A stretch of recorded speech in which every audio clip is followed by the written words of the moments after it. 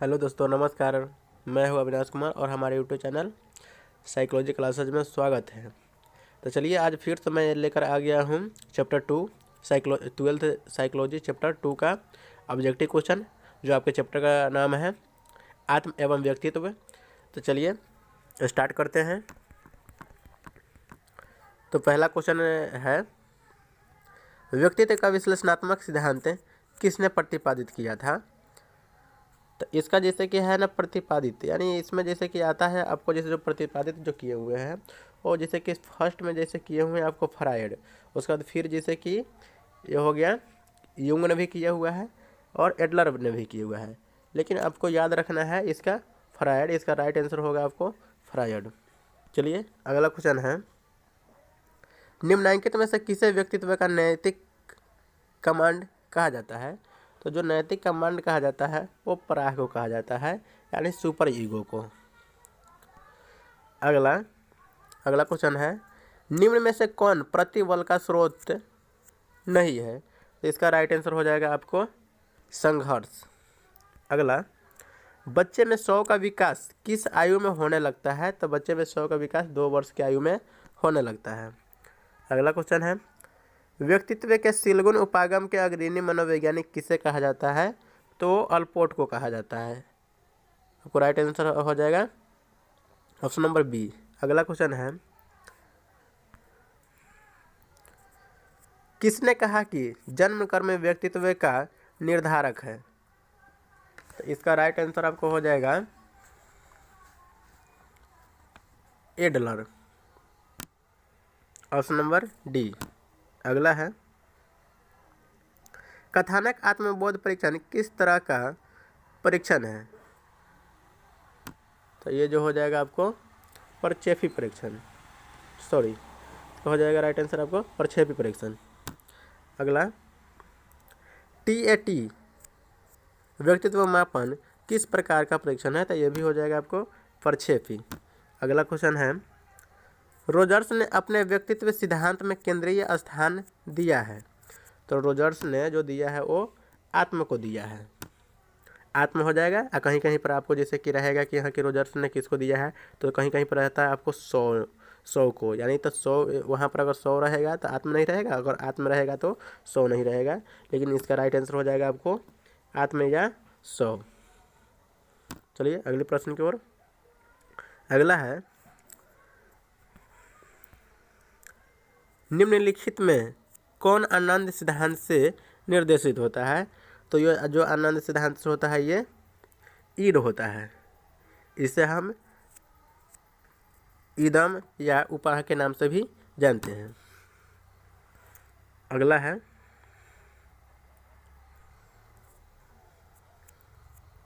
निम्नलिखित में से कौन युंग के व्यक्तित्व प्रकार के अंतर्गत नहीं समझा जाता है?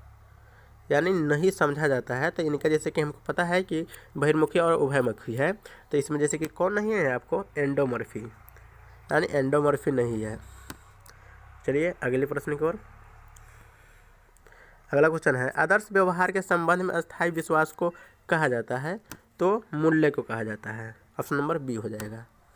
अगला है, व्यक्तित्व सिद्धांत के विशेषक उपागम का अग्रणी है? तो ये है अल्पोर्ट, ऑप्शन नंबर सी हो जाएगा। अगला क्वेश्चन है, निम्नलिखित में से कौन युंग के व्यक्तित्व प्रकार के अंतर्गत समझा जाता है? यानी इससे पहले क्या था कि नहीं समझा जाता है, और इसमें है कि समझा जाता है।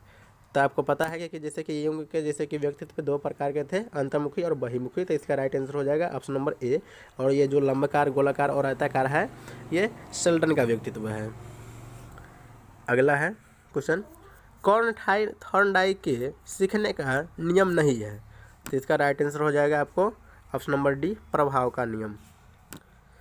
अगला क्वेश्चन है, सीखने के सूझ सिद्धांत के अनुसार प्राणी की सफलता मिलती है? तो इसका हो जाएगा आपको ऑप्शन नंबर बी, क्रम से। अगला है, रोसार्क परीक्षण है? तो इसका राइट आंसर हो जाएगा आपको प्रक्षेपी परीक्षण, ऑप्शन नंबर सी हो जाएगा। अगला है, निम्नलिखित में से कौन शेल्डन के व्यक्तित्व प्रकार के अंतर्गत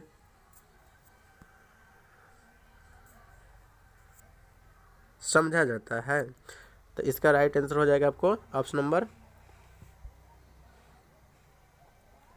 सी, क्योंकि हम आपको बताए हैं कि जैसे कि जो शेल्डन का व्यक्तित्व था वो 3 प्रकार के था, गोलाकार, आयताकार और लंबकार। चलिए अगली प्रश्न की ओर। फ्रायड के अनुसार इलेक्ट्रा की अवधि में लड़कियां प्रतियोगिता करती है।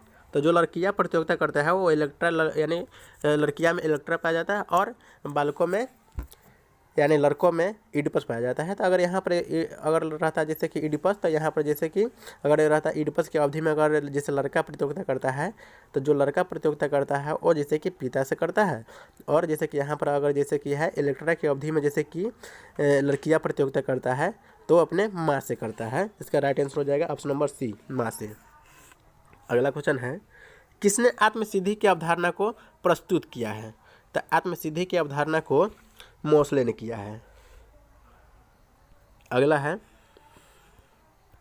क्वेश्चन, एडलर के मनोविज्ञान को कहा जाता है?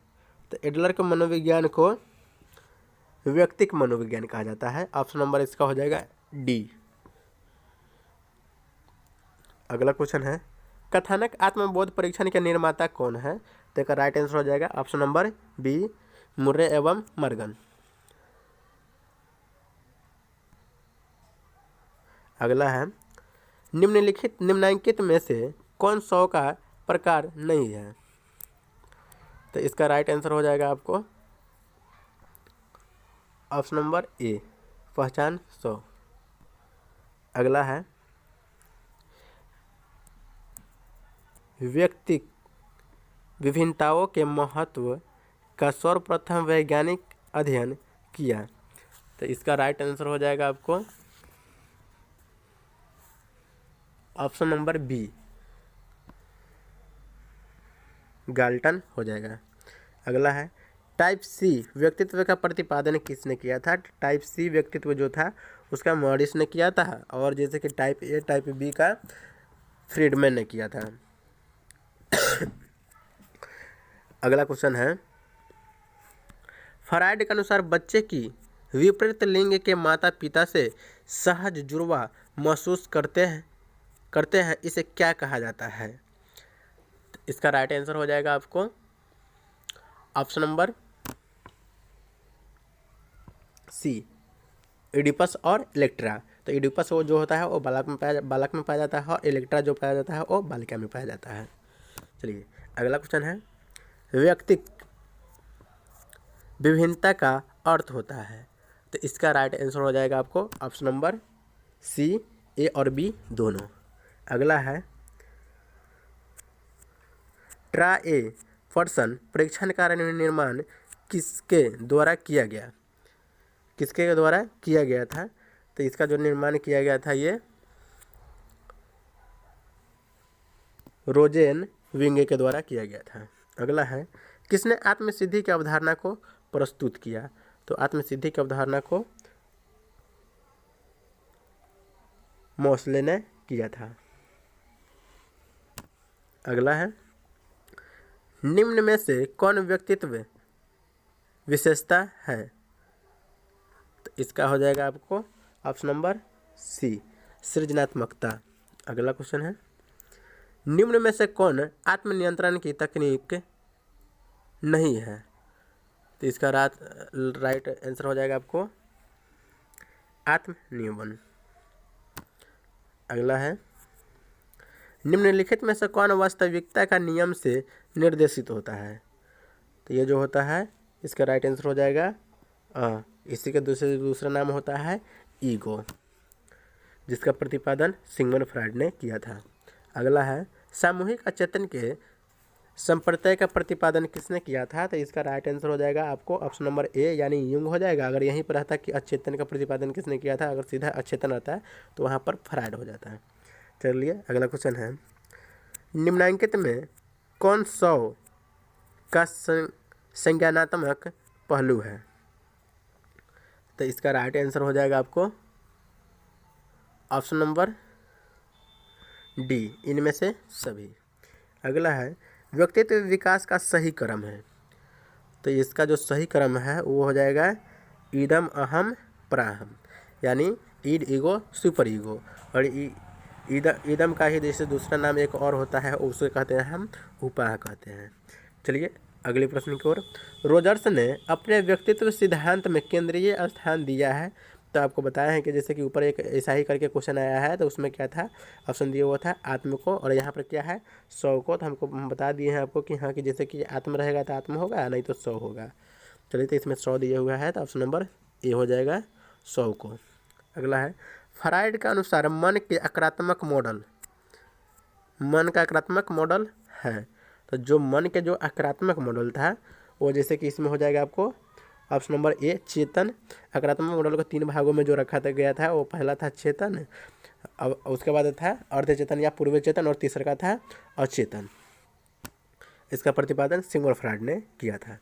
अगला है शेल्डन के व्यक्तित्व प्रकार में नहीं है। तो शेल्डन के व्यक्तित्व प्रकार तो हमको पता है कि ये कर जैसे कि गोलाकार, आयताकार और लंबकार है। तो यानी 3 गो है, या तीनों के अलावा ये वो कौन बच जा रहा है, यानी क्रिस्काए। तो ये क्रिस्काए नहीं है, इसका राइट आंसर हो जाएगा ऑप्शन नंबर डी। अगला क्वेश्चन है मनोविश्लेषणात्मक सिद्धांत में व्यक्तित्व का कार्यपालक किसे कहा जाता है। तो इसका राइट आंसर हो जाएगा आपको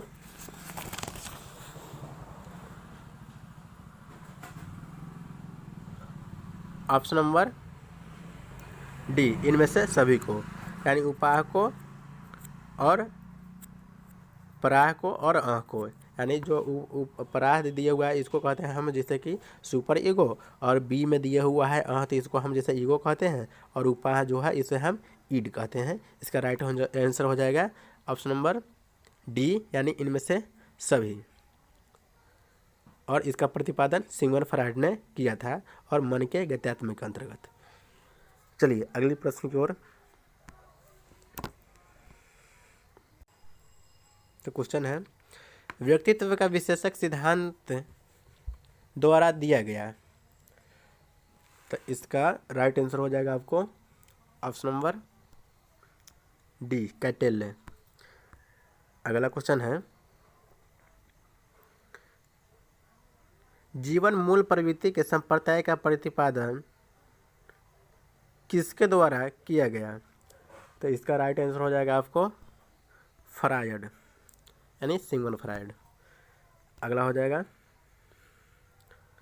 अगला क्वेश्चन है आत्म को किस रूप में समझा जा सकता है।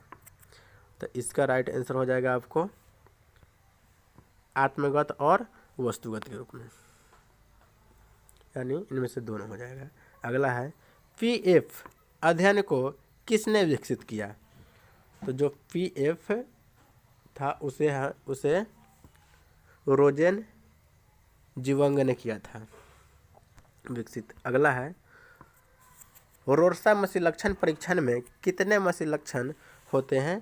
तो ये जो होते हैं ये 10 होते हैं।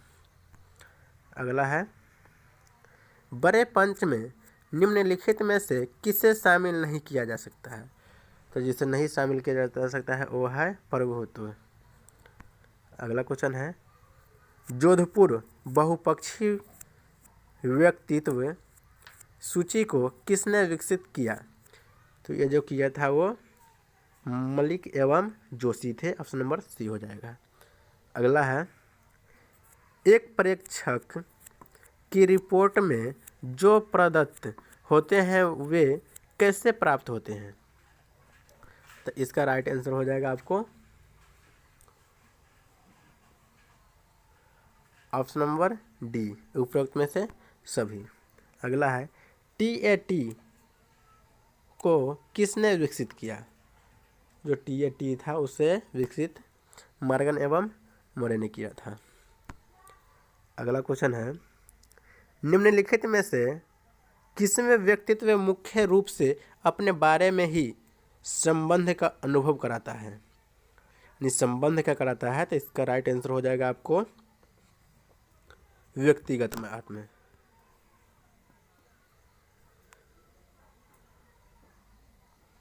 यानी अगर अब व्यक्ति अपने आप के बारे में बताता है तो जैसे कि व्यक्तिगत आत्म हो जाएगा, अगर समाज के बारे में अगर बताता हो तो वो हो जाएगा सामाजिक आत्म, लेकिन इसका राइट आंसर हो जाएगा आपको ऑप्शन नंबर ए।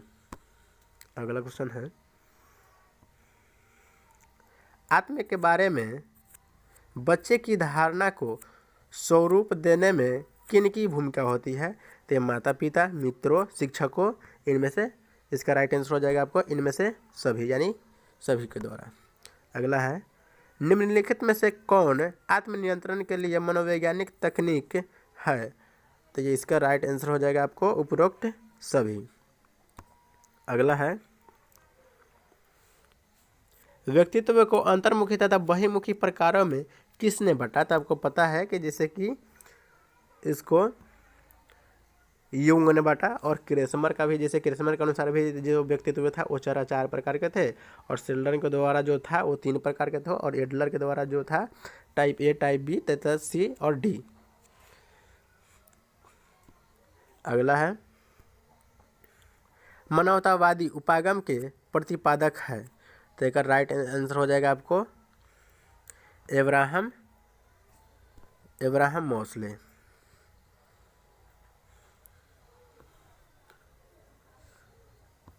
अगला क्वेश्चन है, एक लड़की को अपने पिता से कामुक लगाव तथा माँ का स्थान लेने की इच्छा को कहा जाता है? तो इसे कहा जाता है इलेक्ट्रा या प्रीत मनोग्रंथि। ऑप्शन नंबर ए हो जाएगा।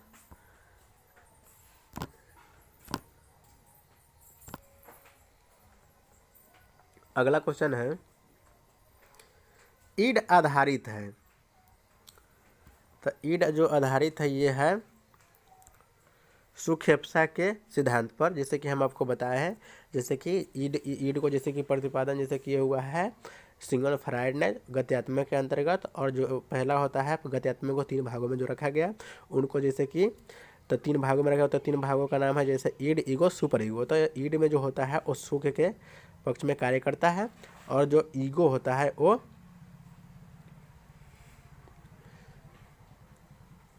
जैसे कि वास्तविकता से निर्धारित करता है, और जैसे कि अपने मान सम्मान को बचाए रखने का कार्य करता है।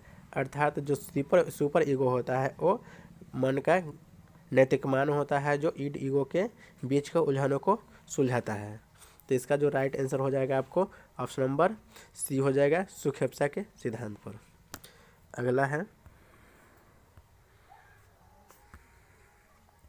अगला क्वेश्चन है, किसने कुंठा आक्रामकता सिद्धांत का प्रतिपादन किया?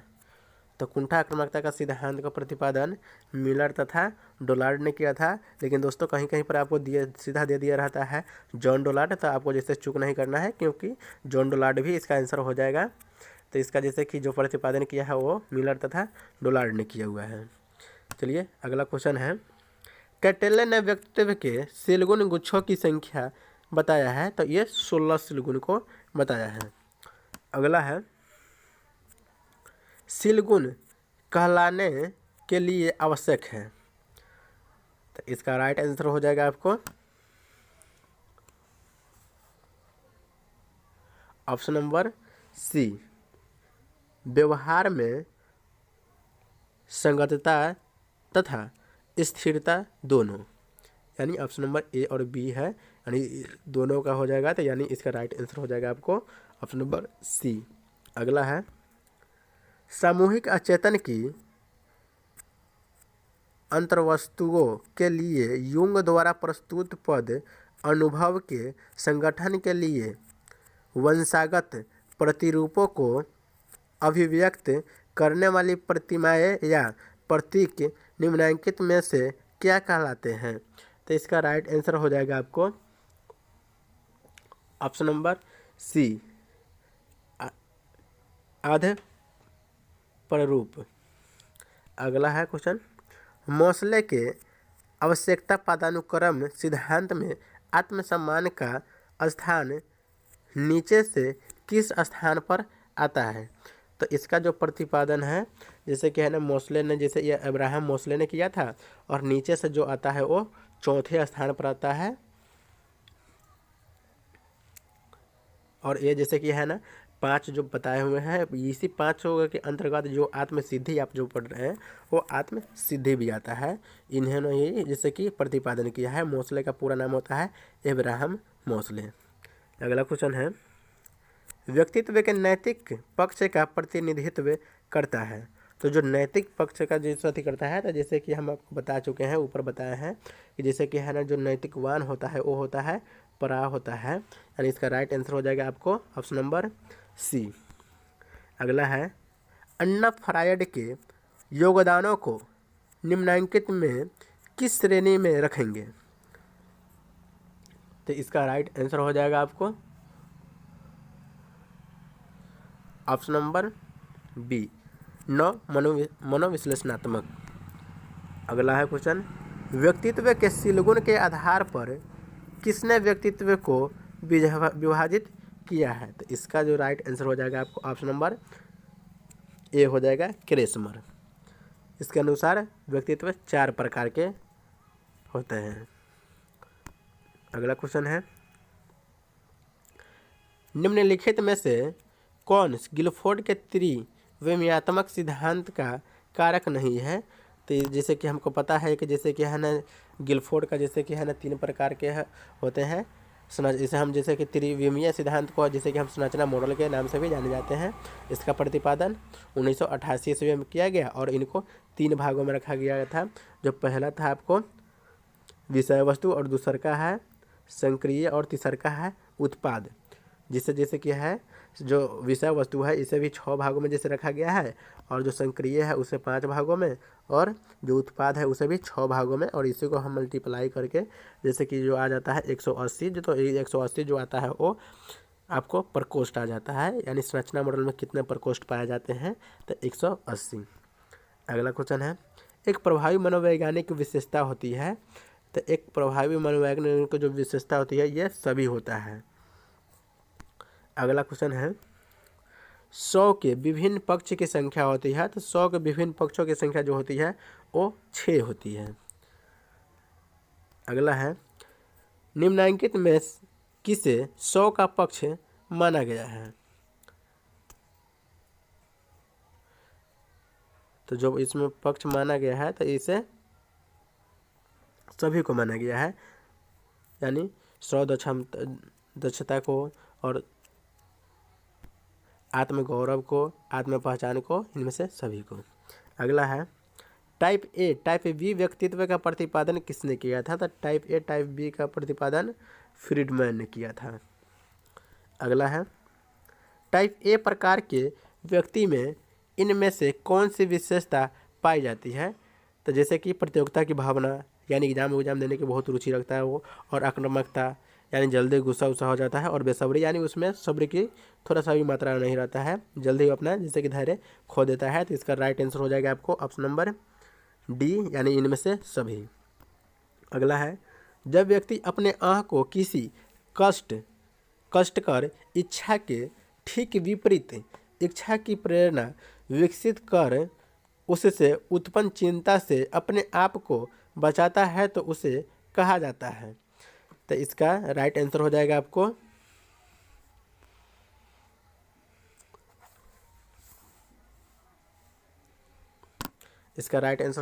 ऑप्शन नंबर ए, यौक्तिकीकरण। अगला है, निम्नलिखित में कौन अपने आत्मनियंत्रण की परिविधि नहीं है? तो इसका राइट आंसर हो जाएगा आपको उद्दीपक नियंत्रण।